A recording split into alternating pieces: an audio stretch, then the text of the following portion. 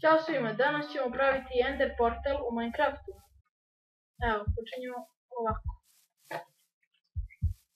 Idemo 2 tu, obsidijana, 1 kamen tu, 1 tu, u vis idemo 3.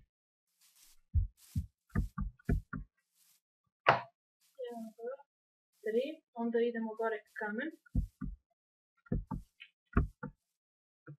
Kamen. Ovako. I 2 obsidijana. 2 obsidijana. Pa kamen. I idemo 3 obsidijana. 3.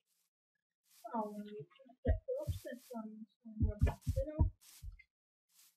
Pravimo. I evo ga, Ender portal. Evo da vidimo da li radi. Sad čekajte malo. Samo da se učita teren Nether.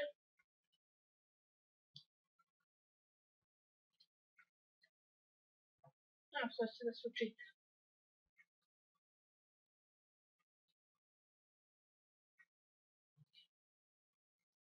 I kao što vidite, evo ga Nether portal, evo ga drugi svet. I to je to.